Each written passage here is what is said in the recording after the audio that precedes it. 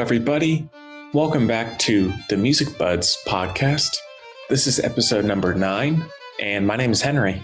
It is just me this time around, but I am joined by someone incredibly special. I am joined by composer Nathan Johnson, known best for his work with Rian Johnson, including Knives Out, Looper, Brick, as well as Joseph Gordon-Levitt's Don John, and many others, of course. So, Nathan, thank you so much for coming on the show. Yes, thanks for having me. Nice to be here. Yeah, and thank you. Well, I guess just starting off, I am a huge fan of yours. As I said to you over email, my family is obsessed with Knives Out. And the music, very much so, is a part of that. And I just can't tell you how close I hold your music. Oh, well, thanks. That means a lot. Thank you. So Brick, the Rian Johnson film was his debut as well as your debut in the film composing world. How did all that come about? How did that collaboration begin? Yeah, well, Rian and I are cousins, so we kind of grew up. Yeah, we grew up making movies and music together, really since the time we were little kids. He wrote Brick right after he graduated from film school and spent like 6 or 7 years trying to get it to be, trying to get it made. Yeah. And finally he had found an amazing producer, and they just figured out the lowest amount of money they could make it for and still shoot it on film for. That was like their goal, is like, what's the absolute smallest amount we need to shoot this on film and get it made. Right. And then they kind of just passed the hat, and friends and family invested. And so the result of that was, we didn't really have a lot of money. And when it came time to do the music, Rian was in LA and I was actually living and working in England at the time. And so he asked me to do the music, and, I kind of come more from the band world, the songwriting world, but we just love working together so much. And so I was like, yeah, of course. But that kind of meant we didn't have a budget to do it in a traditional way. And on top of that, I didn't know what a traditional way to do it was. So, right. So I ended up basically scoring that movie just with a small group of friends on my laptop with a single microphone, and we recorded the whole thing in my apartment. Wow. And, so instead of a string orchestra, we recorded tuned wine glasses, because they had kind of that similar, like, long paddy feeling that you hear with strings. And instead of timpani drums, we like pounded on the filing cabinet in my hall with mallets. And so it was very much, and then the whole time Rian was living in LA, and he edited the whole movie on his computer in his bedroom. Wow. So it was very much in that vein of like, here's something we want to do. Let's not wait around until someone gives us a bunch of money. Let's just figure out how to do it right now. Yeah. Yeah, you didn't have the Knives Out orchestra or anything like that for that. Although we were in England, and we were not at Abbey Road for that one. So close. Yeah, well, I think that's so cool, because there are as technology advances, I think there are so many musicians out there trying to like shock people or impress people with the latest technology just because it's there. But like, as you were just saying, you can create an amazing score with so few resources and have it still be something that I think people really appreciate even after all this time. Yeah, well, thank you. I was talking to one of my really good friends about this, Chris Mears, and we were actually living together during Brick, and he played a bunch on that and helped out with that score. And we were talking about that thing where sometimes when you have unlimited resources, that there's really a temptation to kind of just throw everything into the mix. Oftentimes with like first albums or first projects, when there are a real restriction on resources, one of the things that helps you do is it really focuses the palette that you're working with. And those can be things that really, even years later, when you're I don't know. Those can be things that really, I think, help focus the voice in a particular project. So I definitely feel thankful about that in terms of what we did on Brick. Yeah, I think that's a great point, because there are so many blockbusters nowadays that have, 200, $300 million budgets, and they have everything at their disposal, but they come out kind of lifeless, and they feel like a computer made them. Right. And so I guess for better or for worse, having those restrictions can, and maybe not every single case, but in a lot of cases, as with you, it can make creativity more stimulating. Yeah, exactly. I mean, I am a big fan of the idea of restrictions kind of being one of the key things that enables art to happen in an exciting way. Yeah. Jumping ahead a little bit with Looper. So that was another Rian Johnson collaboration, a slightly bigger budget, that was more of a like action blockbuster feel, even though the budget was still fairly small, all considering. Right. And that score, as I think with many of your works, it has this like sound designy kind of textural feel. One thing that you seem to incorporate every time, either naturally or actively, is it feels kind of tactile. Like I feel like I could touch, listening to it all the way through. I feel like I can kind of touch it almost. Oh, that's really fun to hear. Yeah, I mean, I think part of that maybe comes from sort of my background and the way that I stumbled into this. I was making records with, like I said earlier, from bands and garages and just whatever we had around, using that to make the music. And so a lot of composers sort of start in the sample world. It's like, I can have a whole orchestra for a couple $100 in samples. And I remember even when we were doing Brick, I remember Rian was telling me when they were mixing it, the engineer was like, "It sounds like these are real instruments." Right? I was like, "What do you? What do you mean? Of course they're real instruments." He's like, "Oh, most like movies at this budget level, the scores are all done with samples, because you can kind of like get close to a big blockbuster sound, but that just wasn't my background." So I think, even as I've like kind of figured out how to work with those tools, I still really, really love part of what it is I love imperfection. And so there's something about real instruments or real sounds being recorded. And with Looper, you were asking about that. When I first talked to Rian about Looper, he was saying like, what if for this score, like, what if we like just go into a warehouse and push TVs off the roof and record the sound of them shattering? And, I like immediately knew like, okay, he's imagining something like super different for this. So yeah. So we kind of like leaned into that, found sound field recordings type of approach. And I love it because they're not sterile sounds. It's, I moved down to New Orleans while they were shooting. I just took a field recorder all around the city and I was recording industrial fans and the treadmill in our hotel. Then those were the recordings that ended up being stretched and tuned and turned into the score. It sounds cheesy to say, but like, you just never know until you try. You never know what you're going to find. And I think that's amazing. Totally. And I think that's actually, I feel like I just love talking about this stuff. No, please. Yeah.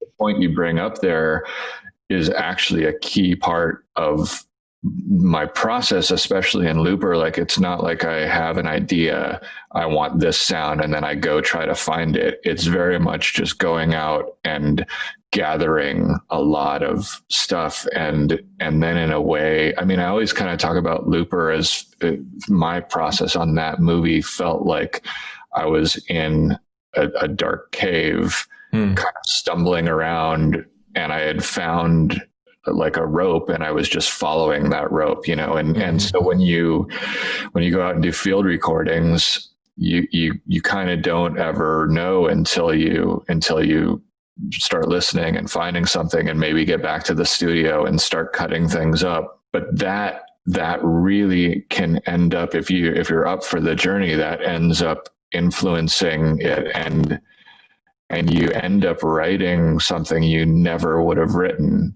when you're using the sound of a treadmill as your writing instrument.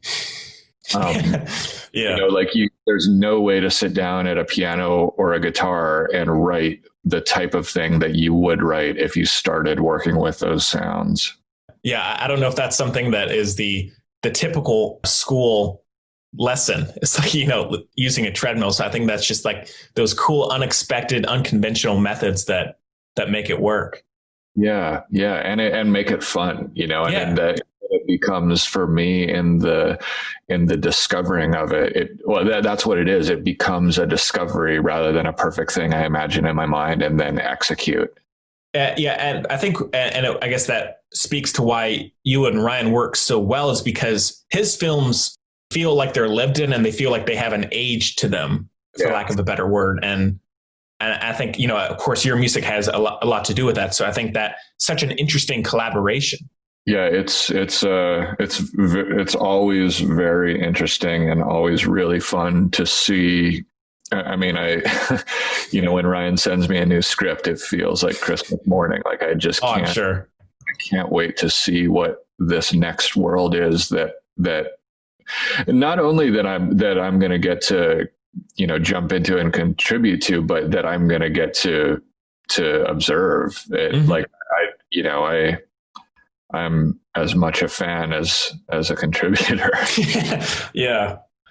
One thing, and we can continue on Rian Johnson in a bit. I wanted to touch on Don John as well, which Joseph Gordon-Levitt, he had been in Looper and Brick, but he ended up directing this one as well as starring as the lead. This score, and I remember it from the first time I saw it in the theater, that your music just struck me, and it felt, in the coolest way, it felt like I couldn't believe that this variety and this level of music was in I guess from a glance, is a typical sex comedy, even though that's not it. And if I can fanboy for a second, the track Lost Together, which is kind of like the ending track on the album, I have had that track on this playlist, I think ever since the movie came out. I listened to it so much, and it's one of the most beautiful, peaceful tracks I think I've ever heard. And I can't go too long without listening to that track. Not only that, but with this movie, with it being unexpected, it feels like the music is almost interwoven into how it's put together, because it goes from these very over the top, like nightclub, like bumping tracks to, as I was just saying, very quiet, acoustic guitars, electric guitars. Is that variety something you think about, or again, is that more just kind of how your mind works? So, well, first of all, thank you. And it's really meaningful, like, to hear you kind of, as an observer, kind of pick all that up. That variety came directly from Joe. And when we were talking about it early on, he had a very clear, exciting approach to the music. And Joe he's a fantastic actor, clearly, but he's also a fantastic writer and director, and he's a great musician as well. So he, when we first started talking about this, he very clearly wanted to have the music happen in three totally different realms.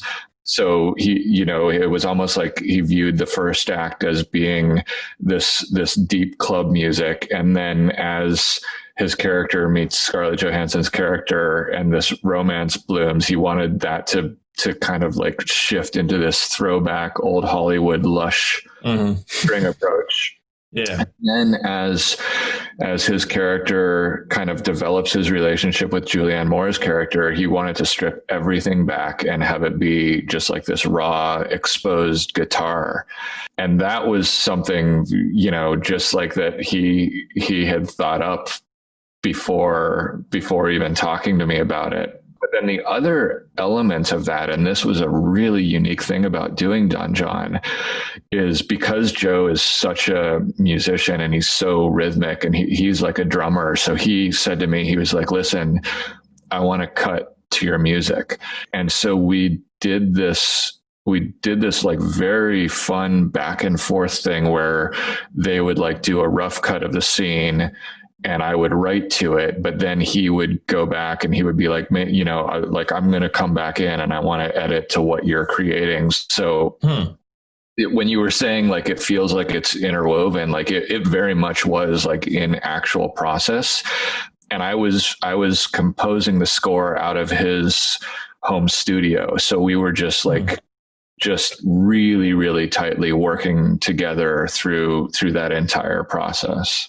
I think it's collaborations like that it just creates such great art, clearly. But it's like the best. I mean, it's, you know, and I say this about Rian, but about Joe as well. Like what makes a good collaboration is not somebody saying like, okay, you're the music guy, do whatever you want, I guess. It's a really special thing where when a director has a very clear idea of what they want, that to me feels like with both Rian and Joe, that feels like they're kind of creating this playground. They're like setting up the boundaries, but then once the boundaries are set up, they both are not micromanaging. It's like, okay, this is what I know I want, and now we've got this playground established. Now I'm so excited to see what you're going to bring to that, what you're going to contribute to that.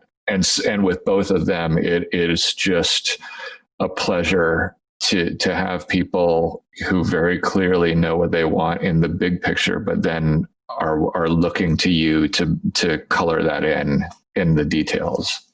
I mean, I'm maybe answered my own question here, but does the cutting to your music, does that happen often? Like, no, not really. No, it's, you know, that was something that felt really new to me working with Joe. And I know some directors, that's completely how they work. From what I understand, they, you know, some composers will deliver finished pieces of music and then the directors kind of almost like work with a music editor to cut that together. But in terms of working with Rian, the stuff that I write is very much written to the scene and composed to the scene. And that was also true with Joe, except that then he kind of went back with a fine pass and recut stuff and tweaked it so that, you know, because he was like, listen, if we're in a groove, I don't want you to have to like break the groove to hit this edit point.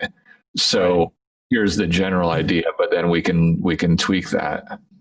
Bouncing off that, in this movie, even dissimilar from some of your other works, a lot of the tracks, they're all like almost under a minute, some of them under 30 seconds, which it almost in a really interesting way, it feels like they're almost music cues, like they evoke a scene, like the feeling of a scene or even a genre, because that movie is parroting all these different movies as well as kind of enjoying them and indulging them in a way.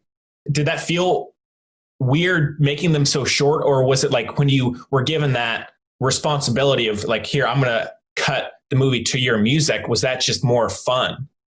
Yeah, I mean, the thing about that is it's like basically understanding how the music is going to work in Joe's world that he's creating for this movie. So, you know, the structure, this great element of structure where for structure to be good, like a human body, we don't want to see it, right? You like don't see the skeleton. If you see the skeleton, something's wrong. However, under the surface, there's definitely a skeleton. And Joe is really, one of the things he was super clear about in Don John was this structure of repetitions. And what that allowed us to do is basically, like, I wrote these themes, but then we reinterpreted them in different ways for the three different palettes that we were working with. And part of that had to do with, early on, Joe was like, there's not going to be a lot of music in this movie. Like I want it to play a very specific role, and it's doing a very specific thing each time. Yeah. In that movie, and not to repeat myself, like or as you were just saying, the repetition, the intentional repetition, which goes along with your score, is like, you're almost like when they get back into the nightclub and he's dancing with another girl, immediately what he's doing. And you're like, oh my God, please don't do that again. But it's like, it works. I mean, in terms of the movie, it's so effective, but you're like, instantly what it's going to be. It's going to be, okay, he's in a nightclub, or he's, or the scenes at the night school, or he's going on a date. One thing I love about your music, and I think it's in every single film, but in this one, when he's leaving the movie theater with Scarlett Johansson, your music, like it evokes and it sounds obvious, it evokes what the character is feeling in their mind. Because of course, if he got to go on a date with this girl, of course he's going to be through the roof. It's going to feel like a romantic comedy. So your music really helps translate, along with, of course, Joseph Gordon-Levitt's direction, translates that just internal monologue so well. Thanks. Yeah. And that's like, I think that's something that we all feel familiar with, because, or at least those of us who love movies and who grew up with movies, when we are living our lives, it's often really easy to, to kind of like view the events of our lives in tandem to movies that have been meaningful. And, I love that feeling of, that was just such a fun part of the middle part of that movie, to get to kind of do this evocative old Hollywood, to kind of like touch that a little bit there. Yeah. Really, really enjoyable. How about, well, even before you got started, what were some films or directors and composers as well that you either grew up with or that you were fans of even before you started doing the movies? Yeah, exactly. I mean, I think, the obvious one that Ryan and I both grew up with was John Williams, and that it feels like he basically scored our childhoods, Yeah. I remember we would always make movies together. That we have a large family with tons of cousins, and when we were kids, we would always get together for summer vacations and make movies. And it was kind of the thing where you have like the camcorder and the VCR, and you're editing. Right. You've got like a CD, like a Discman, like plugged into the left channel audio, and then the audio from the camera plugged into the right one, and everyone's like syncing it up. That was like how we would edit. But we didn't really have a bunch of film music. We just had John Williams' Hook CD. That was like the CD that we used to score all of our family movies. The home base. Yeah. With like John Williams, it's just, I mean, there are a lot of great composers out there, but what you're just saying about like you grew up with his music, getting older, like, oh my God, like someone like, it's amazing to think about the impact that someone like that can have. And you don't think about it until years later. Yeah. But I really love like these melodic composers like Morricone, and I would love Bernard Herrmann. I feel like we're kind of like referencing, we owe a debt to him for the Knives Out score. Oh, and, that's,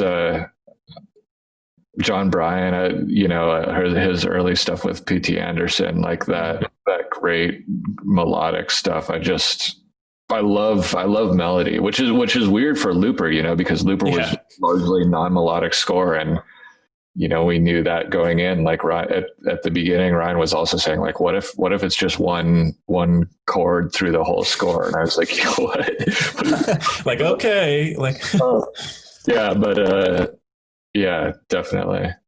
How often, one thing I'm always curious about with composers, how often do you see the first cut of the movie before music is made? Or what's the process like of like, okay, I'm on this project, they're making the movie. do you often make movie before seeing anything, or is it always afterwards? With a filmmaker that I have a good relationship with and a long established relationship with, I'm usually on board before they've even started shooting, So I'm, for instance, with Ryan's stuff, even with Joe's stuff, I'm going to set, I'm on set while they're filming. For me, that's just such a great time to begin soaking in the world and beginning to explore themes. So that tends to be my process. Is I'm not like composing the actual cues for the movie before I've seen a cut, but I'm definitely writing themes. I'm exploring a theme for a certain character, or kind of coming up with like, what is this world going to sound like? And then I'll see the first cut of the movie, either without music or sometimes with temp music that the editors have laid in. And then it sort of starts the process of like, okay, here's the themes that the directors have become familiar with. We know what these themes mean. And then it's about taking those themes and actually scoring the scenes and kind of adapting those motifs throughout the movie. I remember in the past, you've discussed like not wanting to, I guess, take for lack of a better term, like take the spotlight away from the actor, or I guess from the scene that you're watching, and like go in and out, like find the gaps in a way. Is that something that you always try and do? Is that times where that hasn't been the case? It kind of really depends on what each scene is calling for. But that's like what's so great about working in film, is that it's all these different artists working together to create a cohesive thing. And the defining, the compass through that needs to be the story, right? So the different elements in terms of, acting or music or editing, like all of those elements may take different times in the spotlight, but the North Star always has to be, is this helping us tell the story? Right. And so if your goal is telling the story, as a result of that, this means it's not a time for you to write your opus. What you're doing is not trying to write the most intense or most interesting movie music. Sorry. All you're trying to do is write the music that is the most telling the story. Yeah. That speaks so much because as cliched as it is to say, I think just the more of a team player that you are on a film, because there are so many moving pieces, so many people involved who have this say, who have that say, the more you just help the overall product, the better it's going to be. Because if everybody's doing their own thing, has their own ego to fill, it's going to be unfocused. It's going to be a mess. Something that you're clearly aware of, as well as Rian Johnson. Yeah, he's so good at that. He's such a good collaborator with people who work on Rian movies love working with Rian. I think the reason for that is that you just really trust him, that he when he says something doesn't fit musically, it's not because he's being petty or because he doesn't like you. It's because it doesn't fit for what he is trying to do with the story. Mm-hmm. And that becomes really easy if that's our North Star.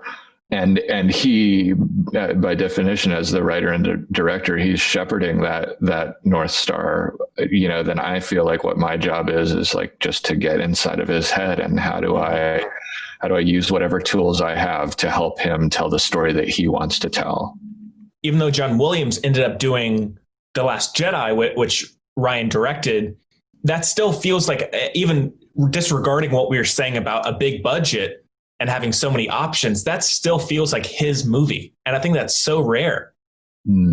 Yeah, it feels that way to me too. Like when I watch that feels like a Rian movie. And even when he talks about it, it's not like he stepped into this other thing and did someone else's work for a while. I think he needs to believe in something and needs to tell a story that's meaningful for him.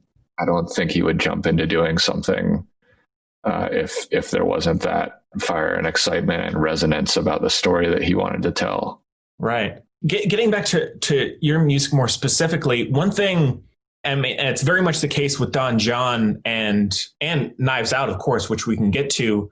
There are some composers out there, not to say that it's necessarily a bad thing, but they have one sound and that's their style. I'm like, oh, that's that composer, this composer. But with you, through talent, you found a way to create an identity for yourself, but it's through variation.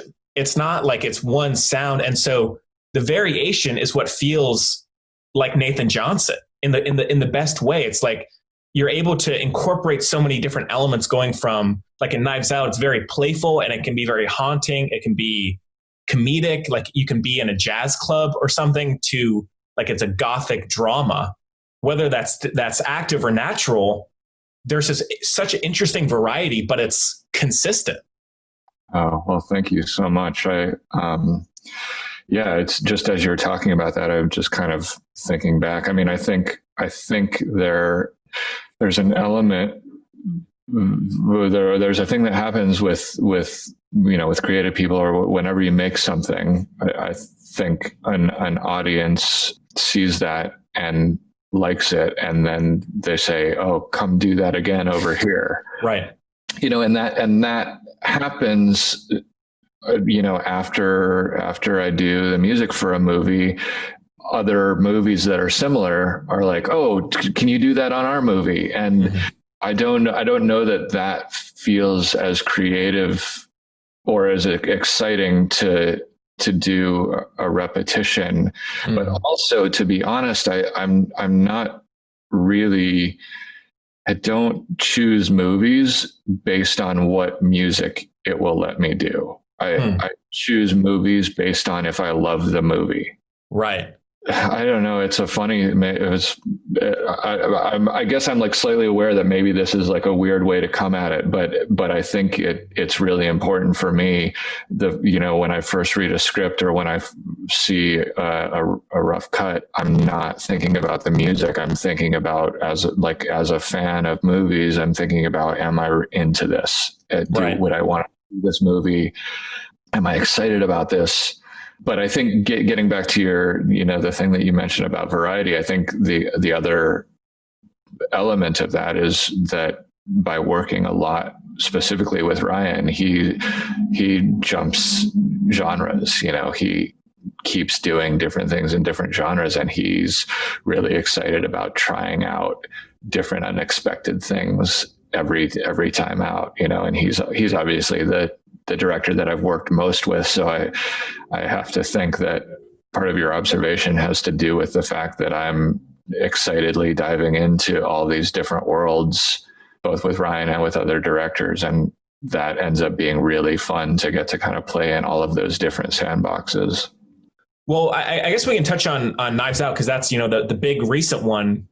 Rian had told you about Knives Out, like 10 years ago? Yeah. So he kind of came up with the idea for this opening scene ages ago. It was like maybe, I don't know how long, maybe 8 or 10 years ago. And he told me about it, and he was like, he described the opening of the movie. Basically, he's saying it's going to be this musical piece, and it's like misty out. We're coming up on this mansion. He basically described it exactly as it is. And wow. So I've been thinking about that, this idea, and I was just hooked, and that had been just like bubbling in the back of my mind for quite a long time. Mm-hmm.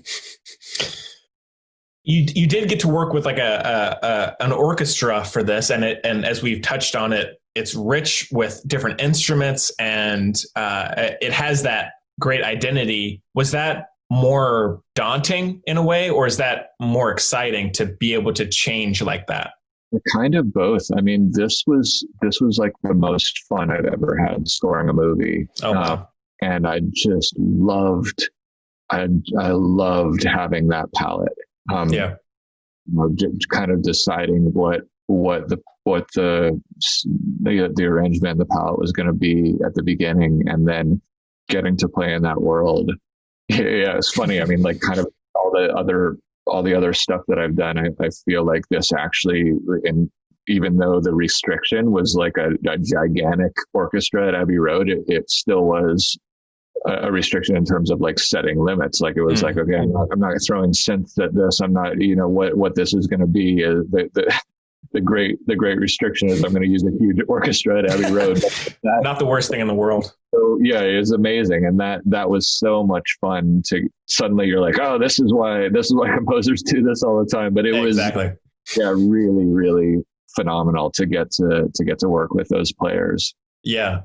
Do you like to, after the film is made, do you like to watch the movies with your score implemented, or does that make you like self-conscious? Yeah, I don't know that it makes me self-conscious. I mean, to be honest, I feel sort of invisible. Like I think I feel like the director is who people are looking at. I don't know that people are really analyzing the music too much. So I feel like I can go into a theater and just kind of anonymously appreciate what's happening. But yeah, I especially love seeing a movie with an audience. It's some of these times where we've been able to go to a test screening and kind of sneak in the back and watch how people respond, or always like the sort of the premiere at a festival is a really fun time because those audiences are just such great audiences and they're excited, hungry. And so it's like you never see a better showing than, I'm sure. Yeah. It's really fun. Yeah. Lastly, because I don't want to keep you too long, but one movie, jumping back briefly, Kill the Messenger with Jeremy Renner, which is like a CIA political thriller, talking about the variety a little bit. That movie has like, even before I had watched it, I had actually listened to the score, and there were so many emotions and genres evoked from that. Like at times feels like a Western. There are times where it feels, again, with the internal monologue, it feels very, very lonely. But then there are other times where feels like a rock star. Yeah. Was that, since that was not a film that Rian directed, similar to Don John, was that an interesting departure as much as you love working with Rian? Yeah, that was a really special movie. So Michael Cuesta is the director of Kill the Messenger, and he, with Joe and Rian, I've known them for years and years, but with Michael, I basically met him right as we were starting the movie, and really liked him and really liked his approach and really loved the script and Jeremy Renner's performance.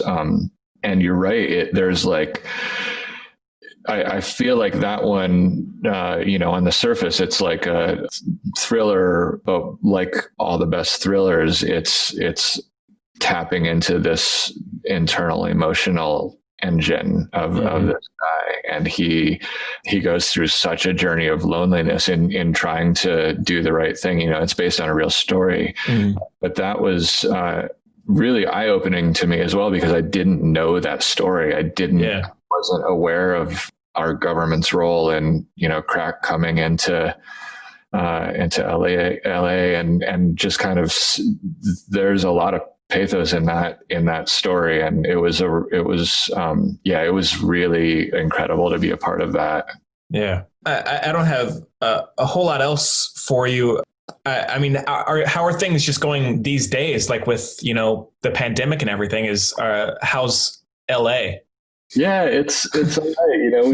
We've been taking stuff seriously and trying to be really safe. And, it's like the whole industry is trying to figure out how it's going to start up again and what that's going to look like. But it's been, I mean, I miss like people, and I miss like being able to interact with the world more. But it's also been honestly, it's been like kind of amazing to have this time to be able to work on personal projects. And my wife is a musician, and we've been working on a bunch of different personal projects over the past few months. So, there's always that thing of like, when you have a job and a deadline, someone else is sort of dictating that. It's been definitely nice to get to spend time on a few of these things that we've been wanting to work on for a while. Yeah. All right. Well, Nathan, and it's okay if not, is there anything else you want to mention or anything else you want to touch on? I just don't want to not catch something. Yeah, I mean, I think we kind of started off talking about this, but I love this quote. Oh man, and I'm forgetting. I think his name is Chase Jarvis. He's a photographer. And he says the best camera is the one you have with you. And I feel like that, if anyone's listening or if this can be an encouragement to anyone, I think there's really something that was helpful to me and something hopefully that can be practically helpful to you. This idea of like, don't wait for the best gear. Mm-hmm. Don't wait for someone to give you permission. Take what you've got right now. The best camera is the one you have with you at this moment. So use what you got. And I think that, technology is great, but I think technology does not define an idea, and anyone can have an idea. Anyone can have a creative impulse. And I think the other thing is what we have the chance to do is take that impulse from just being an impulse and to actually put it into the world with whatever we have around us. So I'd encourage anyone listening who is working or who wants to be working on some creative thing to go for it. Yeah, I think that's so powerful, because going back to the very beginning, brick, if that hadn't been the thought process, you might not be here. Brick might not be here. If you had waited and waited and waited to get the perfect gear, it would not be the same movie, for one thing. And I don't think, and that's not a good thing. Having it what it is so great. And I could go spend $100,000 on equipment, but that doesn't necessarily mean it's going to be better. It may make it more polished, but in a lot of ways, that's not as interesting all the time. I think done is better than perfect. Oh, absolutely. There are so many things that are becoming more and more perfect, but they're becoming more and more, there's no personal touch anymore. Well, okay. Well, Nathan, as I've said before, I cherish your work. Knives Out and really all of these movies you've worked on are incredible. And thank you so much for taking the time. It was so interesting getting to talk with you. And I can't thank you enough. My pleasure. Thanks for having me on. Of course. I guess that about does it. And if you enjoyed this interview, please go to patreon.com/thebuds. For just $5 a month, you can make more interviews like this happen. And we'll see you next time.